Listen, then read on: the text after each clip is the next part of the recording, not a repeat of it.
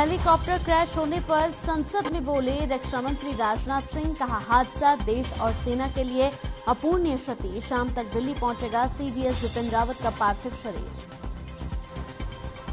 कन्नूर में helicopter crash वाली जगह से मिला ब्लैक बॉक्स। सेना कर रही है जांच। हेलीकॉप्टर क्रैश में 14 में से 13 सेना के अफसरों की हुई मौत। आज किसान आंदोलन के खत्म होने का हो सकता है ऐलान। संधू बॉर्डर पर हो रही है संयुक्त किसान मोर्चा की बैठक। केंद्र के प्रस्ताव पर किसान मोर्चा में बनी सहमति। तीसरा स्थापना दिवस पर झज्जर के जेजेपी मना रही जन सरोकार दिवस। मंच पर जेजेपी नेताओं का लगा जमावड़ा। बड़ी संख्या में पहुंचे कार्यकर्ता। 50 एकड़ में लगाया पंडाल। और रोहतक पीजीआई में रेजिडेंट डॉक्टरों की हड़ताल चौथे दिन भी जारी। 450 डॉक्टरों ने की है अनिश्चितकालीन हड़ताल। मरीज हो रहे हैं परेशान।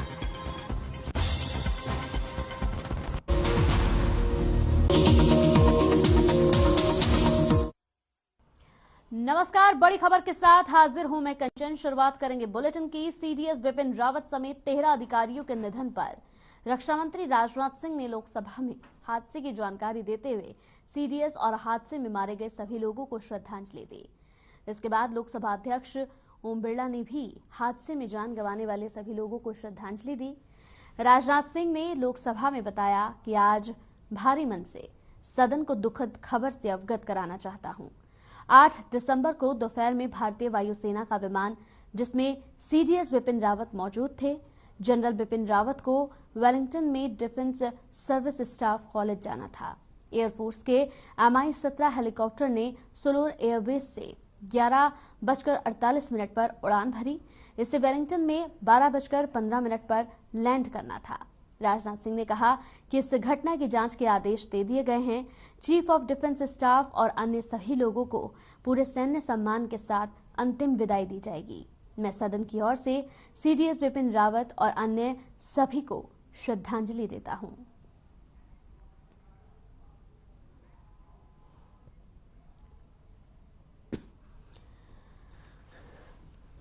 तो साथ ही साथ हेलीकॉप्टर क्रैश होने पर संसद में रक्षा मंत्री राजनाथ सिंह बोलते नजर आए। साथ ही साथ कन्नूर में हेलीकॉप्टर क्रैश वाली जगह से ब्लैक बॉक्स भी मिला है लगातार, जिसकी सेना जांच भी कर रही है।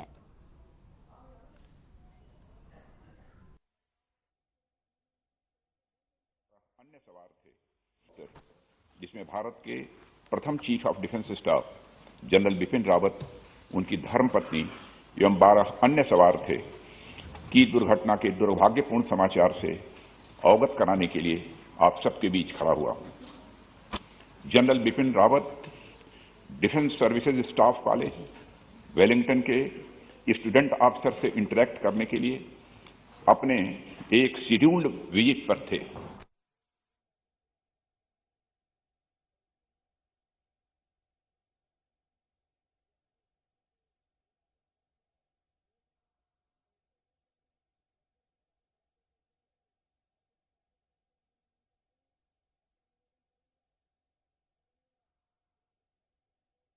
तो तीनों केंद्रीय कृषि सुधार कानूनों के विरोध में दिल्ली से सटे सीमाओं पर 1 साल से ज्यादा का समय बीत चुका है। किसान आंदोलन की समाप्ति की घोषणा आज की जा सकती है।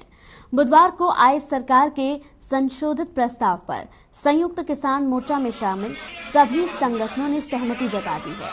कुंडली बॉर्डर पर हुए मोर्चे की बैठक में ये फैसला लिया गया है कि सरकार के प्रस्ताव का आधिकारिक पत्र मिलने के बाद आज दोपहर संयुक्त किसान मोर्चा की बैठक होगी, जिसमें आंदोलन की वापसी को लेकर बड़ा फैसला लिया जा सकता है। वहीं सरकार से प्रस्ताव मिलने के बाद किसान नेता राकेश टिकैत ने क्या कुछ कहा है, ये भी आपको सुनाते हैं।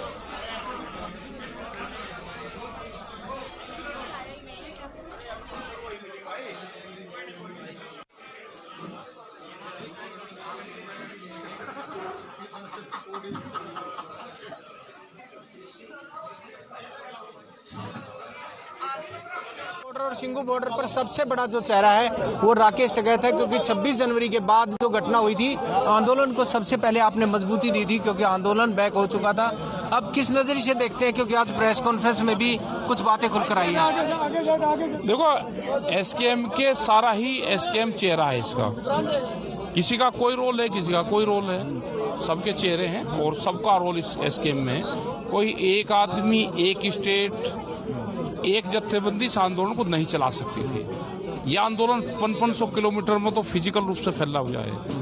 कर्नाटक में आंदोलन होते हैं तो वहाँ के लोग रहते हैं। ये एक विचारधाराओं से जुड़ा हुआ आंदोलन है, तो विचारधारा जिंदाबाद है इसकी। एसकेएम की विचारधारा जिंदाबाद है। एसकेएम की विचारधारा ही इस आंदोलन का स्वरूप है, इस आंदोलन का पूजनीय है, जो उसकी विचारधारा है वही है। टिकैत साहब, एक आंदोलन 9 महीने अंग्रेजों के सामने लड़ना पड़ा था। इस सरकार के सामने आपने 12 महीने का आंदोलन लड़ा है और बिल्कुल संयम और शांति से लड़ा है।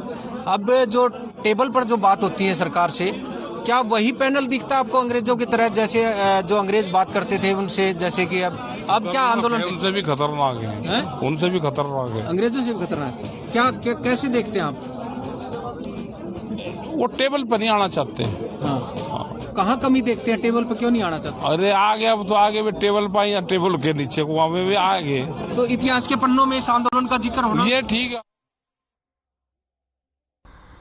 चलिए, इसी बीच इस वक्त की बड़ी खबर टीवी स्क्रीन पर आपको दिखाने जा रहे हैं। इस वक्त की बड़ी और अहम ब्रेकिंग हर खबर हरियाणा की स्क्रीन पर आपको देखने को मिलेगी। लगातार जिस तरीके से बड़ी खबरों का सिलसिला जारी है, कुंडली सिंधु बॉर्डर की यह बड़ी खबर, बैठक में हो सकती है आंदोलन समाप्ति की घोषणा। सरकार के ड्राफ्ट को किसान संगठनों की सहमति मिली है। किसानों ने टेंट और तंबुओं को उखाड़ना भी शुरू कर दिया है।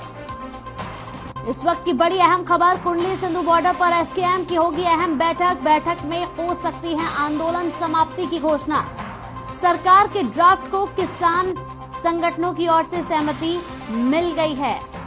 तो तस्वीरें टीवी स्क्रीन पर चल रही हैं, तस्वीरों को भी आप देख सकते हैं। किसानों ने अपने यहाँ पर जो आशियाने बनाए हुए थे उन्हें उखाड़ना शुरू कर दिया है, टेंटों को उखाड़ना शुरू कर दिया है, ट्रक में सामान लादना भी शुरू कर दिया है। तस्वीरें टीवी स्क्रीन पर लगातार हम आपको दिखा भी रहे हैं। तो एसकेएम की अहम बैठक है जिसमें आज किसान आंदोलन वापसी पर यहां बड़ा फैसला हो सकता है। हालांकि जो तस्वीरें हम देख रहे हैं, उन तस्वीरों को देखकर तो यही लगता है कि खुशखबरी कुछ ही देर में मिलने वाली है किसान आंदोलन को लेकर। तो इस वक्त की बड़ी खबर टीवी स्क्रीन पर।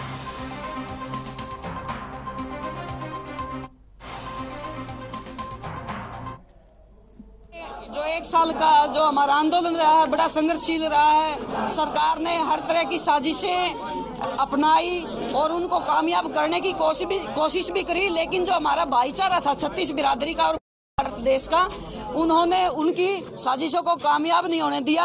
और आज जो अभिमानी था उसका अभिमान, उस अभिमानी को हमने झुकाया, उसका अभिमान खत्म किया और हमारी सच्चाई की जीत हुई, हमारे भाईचारे की जीत हुई। आज हमारा 36 बिरादरी का भाईचारा, पूरे इंडिया का भाईचारा बड़े ही खुश है और खुशी के साथ फूलों की वर्षा करते हुए और बिल्कुल जोशीले देशभक्ति के गाने और गीत गाते हुए जाएंगे। लेकिन जब सरकार लिखित में हमारे सामने पत्थर पेश कर देगी, क्योंकि इस झूठी और सोची समझी साजिशों वाली, देश को बर्बाद करने वाली सरकार पे हमने जब तक विश्वास नहीं होगा तब तक हमारे पास लिखित में कोई लेटर नहीं आता।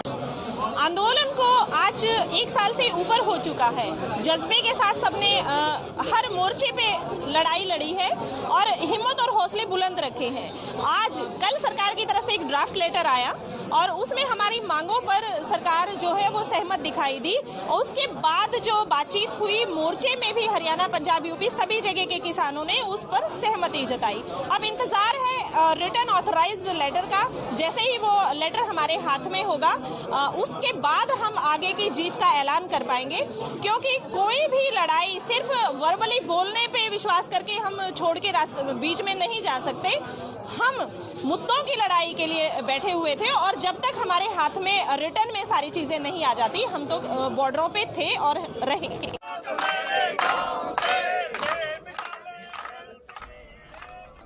तो किसानों ने टेंट और तंबू उखाड़नी शुरू कर दी हैं। आपको बता दें कि प्रस्ताव को लेकर किसान नेता दर्शनपाल सिंह ने खास यहां पर साफ तौर पर कहते हुए नजर आए हैं। उन्होंने कहा है कि हमारी मांगे अधिकतर सरकार ने यहां पर मान ली हैं। आपको बताते चले कि सरकार के प्रस्ताव के मुताबिक एमएसपी पर पीएम मोदी और बाद में कृषि मंत्री ऐलान कर चुके हैं कि कमेटी बनाई जाएगी। इसमें राज्य और केंद्र सरकार के अधिकारी होंगे, साथ ही किसान नेताओं को भी शामिल किया जाएगा। प्रस्ताव के मुताबिक जहां तक आंदोलन की बात है तो हरियाणा और उत्तर प्रदेश सरकार आंदोलन के खत्म होते ही केस वापस लेने को तैयार है। सरकार ने कहा है कि जैसे ही आंदोलन वापस होगा, जिस विभाग ने केस दर्ज किया है वो अपने केस वापस ले लेंगे।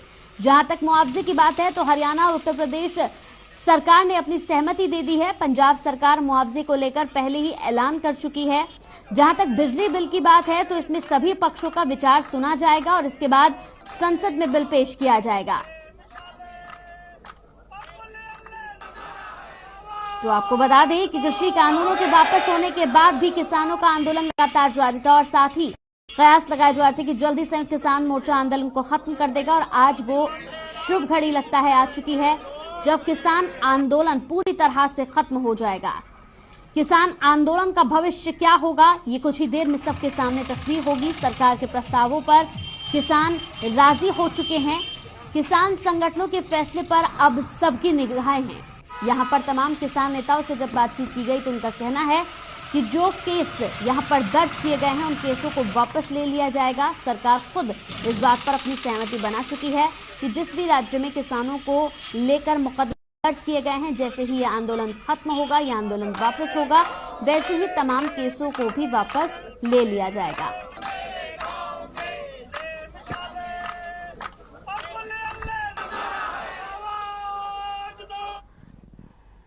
चलिए आगे बढ़ते हैं। तो गृह मंत्री अनिल विज ने पुलिस विभाग के अधिकारियों के साथ समीक्षा बैठक की अध्यक्षता की, जहां इस बैठक में अनिल विज ने नेशनल हाईवे को दुरुस्त करने के निर्देश दिए। विज ने इसे लेकर कहा कि राज्य से गुजरने वाले सभी राष्ट्रीय मार्गों और राज्य के राजमार्गों पर भारी वाहनों के लिए एक लेन ड्राइविंग को दुरुस्त किया जाएगा ताकि छोटे और मध्यम वाहनों को किसी भी प्रकार की दिक्कत न हो और यहां पर धुंध में होने वाली सड़क दुर्घटनाओं से लोगों को बचाया जा सके। उन्होंने आगे ये भी कहा कि राज्य के सभी पुलिस थानों और पुलिस चौकियों में आगामी 1 अप्रैल 2022 तक सीसीटीवी कैमरे भी लगा दिए जाएंगे।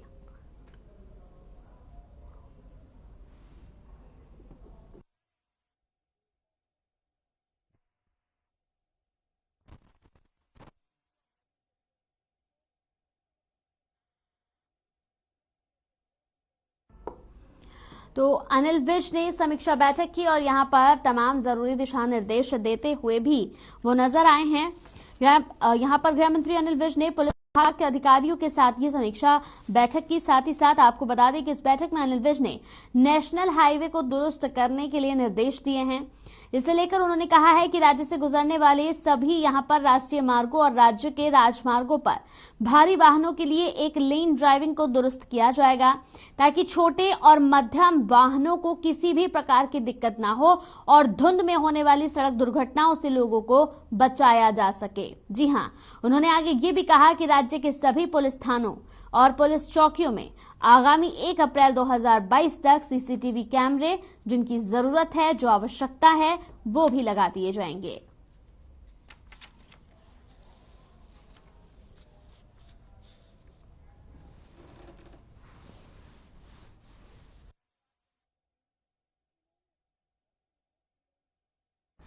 कुरुक्षेत्र की बात कर लेते हैं। कुरुक्षेत्र में चल रहे अंतर्राष्ट्रीय गीता जयंती महोत्सव के लिए हरियाणा परिवहन विभाग की ओर से विशेष कदम उठाए गए हैं। चंडीगढ़ में इस बारे में जानकारी देते हुए परिवहन मंत्री मूलचंद शर्मा ने बताया कि अंतर्राष्ट्रीय गीता जयंती महोत्सव में आम लोगों के आने जाने के लिए प्रदेश के सभी जिला मुख्यालयों में 2-2 बसें यहां पर मेला स्थल तक चलाई गई हैं।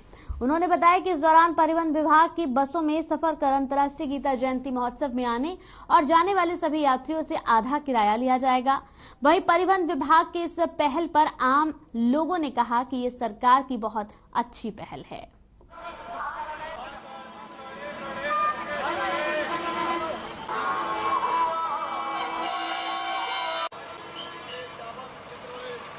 गीता महोत्सव चल रहा है इसकी ट्रांसपोर्ट की तरफ से, और हम हर उससे जिले से जो बसों की जिम्मेदारी है हर जगह से बस देंगे और 50% सवारी के साथ देंगे जो लोगों को लाभ मिले। ये जी सरकार ने जो गीता जयंती कुरुक्षेत्र में जो सुविधाएं दी हैं बसों की भी हाफ टिकट में, और जो ये मेला लगाया गया है, ये बहुत अच्छी पहल है सरकार की। मेले में जो कि हाफ टिकट है, इससे लोगों को एक तो जागरूक होंगे गीता के प्रति भी, और एक लोगों का अच्छा रुझान होगा इसके प्रति धर्म के क्षेत्र में। और जैसे सरकार यहाँ ऐसी सुविधा दे रही, तो प्रत्येक मेले में अगर ऐसी सुविधा करे तो ये सरकार के लिए बहुत अच्छी पहल होगी।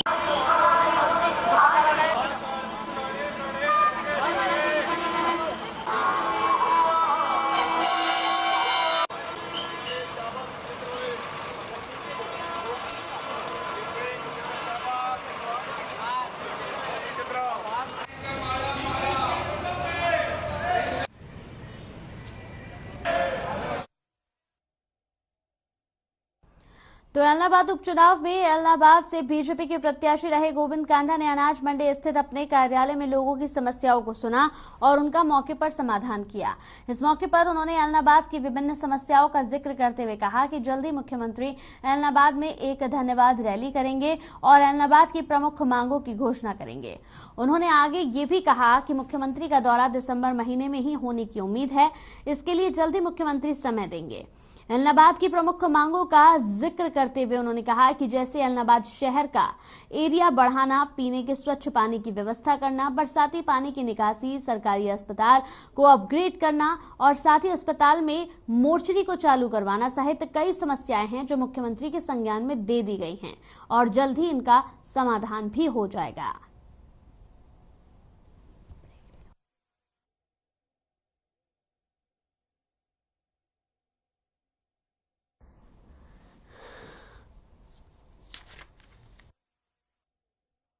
उपचुनाव में एलनाबाद से बीजेपी के प्रत्याशी रहे गोविंद कांडा ने अनाज मंडी स्थित अपने कार्यालय में लोगों की समस्याओं को सुना।